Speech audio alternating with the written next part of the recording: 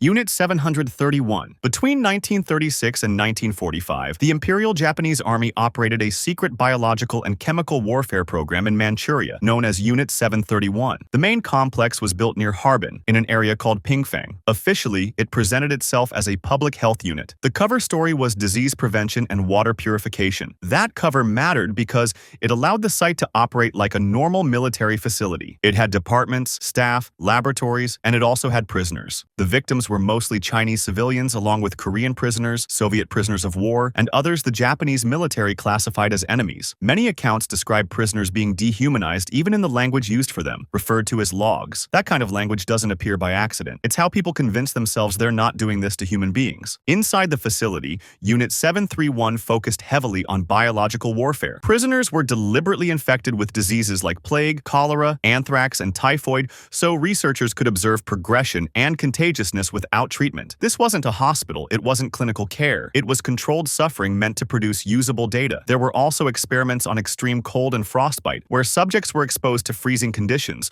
so researchers could test survival limits and rewarming methods. Other experiments targeted trauma, dehydration, and physiological breakdown under stress. Unit 731 didn't keep its work inside the walls. It also ran field operations connected to biological warfare. Researchers and historians have tied parts of the program to outbreaks in China linked to deliberate releases and contamination operations. Even the minimum credible summary is bad enough. This wasn't just testing, it was a weapons program that used human beings as the measurement tool. When Japan's defeat became inevitable in 1945, Unit 731 moved to erase itself. Evidence was destroyed, buildings were damaged or blown up, documents were burned, prisoners who could testify were killed, and staff returned to Japan and tried to disappear into normal life. If the story ended there, Unit 731 would still be one of the worst experiments in history. But the post-war ending makes it even darker. After the war, the United States investigated Japanese biological warfare. Instead of pursuing full prosecutions, the U.S. made a deal. Key Unit 731 figures, including the program's leadership, received protection in exchange for their research data. The logic was simple and cold. The data was valuable, and the Americans didn't want the Soviets to get it. So the crimes were minimized publicly, while the information was collected quietly. There were later prosecutions, but not in the way most people expect. In 1949, the Soviet Union held the Khabarovsk war crimes trials and convicted a number of Japanese personnel connected to biological warfare. But many of the senior figures tied to Unit 731 avoided that path. The result is one of the most brutal examples of human experimentation in history, ending with limited justice for the people who ran it. Josef Mengele and the twins. Josef Mengele was an SS physician at Auschwitz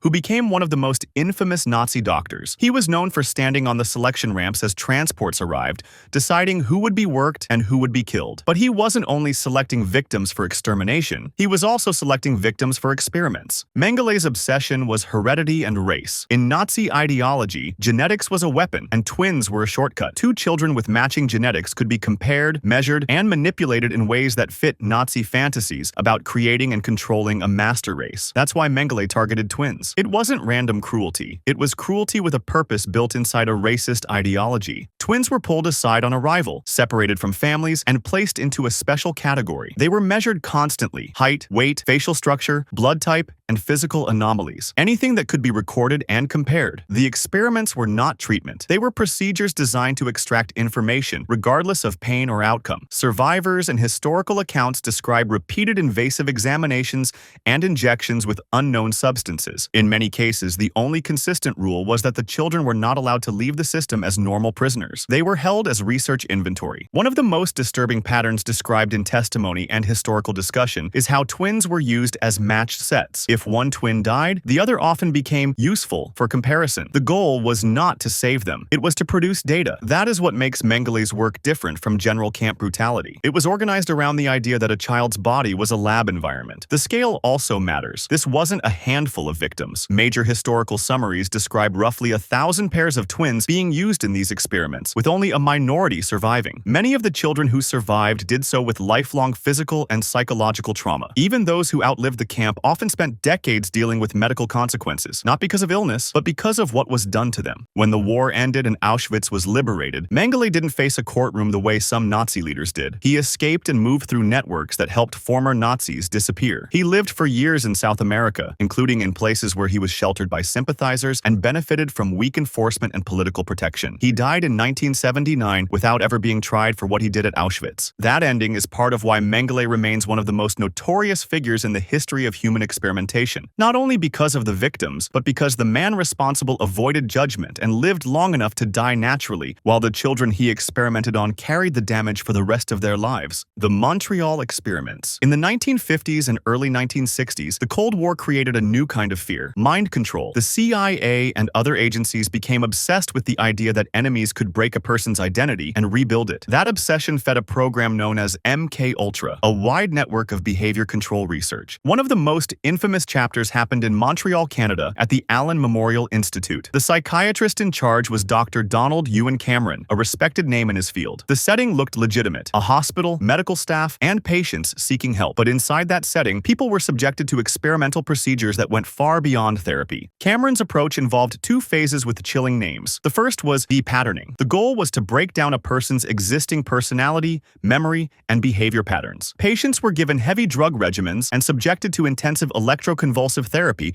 at levels far beyond standard treatment. Some patients were kept in drug-induced sleep for extended periods. The idea was to reduce the mind to a blank state. The second phase was psychic driving. Once a patient was weakened and disoriented, recorded messages were played repeatedly, sometimes for long stretches of time, with the intent of pushing new ideas into the mind. It was not subtle. It was repetition designed to override identity. Patients described losing basic memory, losing time, and leaving treatment unable to recognize themselves. Some entered the institute for issues like anxiety or postpartum depression and left unable to work, unable to function normally, sometimes unable to remember major parts of their own lives. What makes the Montreal experiment so disturbing is the mismatch between the patient's expectation and the reality. These weren't prisoners of war in an obvious torture site. These were civilians who believed they were receiving psychiatric care. Some later described being effectively rebuilt into a childlike state, dependent, confused, and unable to return to their previous life. The CIA connection is part of the story's impact. Funding and links to MKUltra made the experiments more than one doctor's personal madness. They became part of a broader pattern where governments treated human minds as test equipment in the name of national security. Records were incomplete, and many MKUltra documents were later destroyed, which made accountability difficult and fueled decades of suspicion about what else happened. Years later, victims and families pursued legal action and public recognition. The story became a symbol of what happens when intelligence agencies and medicine overlap: secrecy, plausible deniability, and people harmed in ways that don't show up as a simple injury. The Montreal experiments are remembered because they show how respectable institutions can become a laboratory when oversight disappears and fear becomes justification. The Soviet poison laboratory. If Unit 731 was about bacteria and war, the Soviet poison laboratory was about something colder: a quiet death that leaves no obvious trace. In the early Soviet era, state security services created a secret research lab to develop poisons for covert use. It was known by different names over time,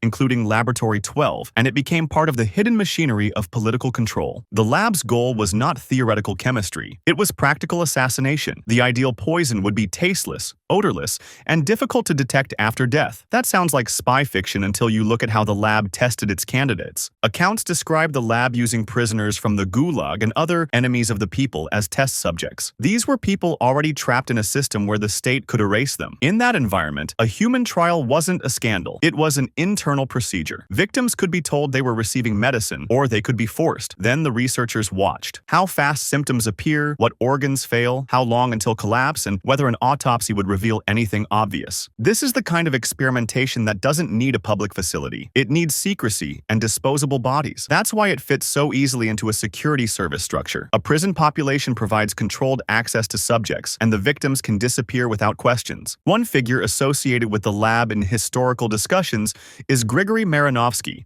who worked with poisons and was linked to human testing. Reports describe a range of substances being studied, including toxins designed to kill without leaving clear markers. The lab's existence is supported across multiple historical sources and later reporting, but full details remain hard because the system was built to avoid documentation that could be used in a courtroom. A state doesn't need to shoot someone publicly if it can make death look natural. That was the logic, and the people used to perfect that logic were prisoners who never mattered to the people writing the reports. St. IED infection experiments. Between 1946 and 1948, U.S.-led researchers conducted experiments in Guatemala involving sexually transmitted diseases. This wasn't a conspiracy theory. It's documented, and it was publicly acknowledged decades later. The targets included soldiers, prisoners, sex workers, and patients in psychiatric institutions. In other words, people with limited power to refuse, in a country where foreign researchers could operate with less scrutiny. The goal was to study transmission and prevention, and to test treatments during a period when antibiotics like penicillin were becoming central to public health. But instead of recruiting consenting volunteers, the researchers deliberately exposed people to infection without meaningful informed consent. In some cases, exposure was arranged through controlled contact. In other cases, infection was introduced directly in ways that removed any argument that this was natural spread. Numbers vary by how the program is counted, but major summaries describe more than 1,000 people being infected, and thousands more being involved across related research work. The ethical line was crossed immediately because the subjects weren't told what was being done, and many were not treated promptly or properly. That matters because the harm wasn't only the infection itself, it was the deception,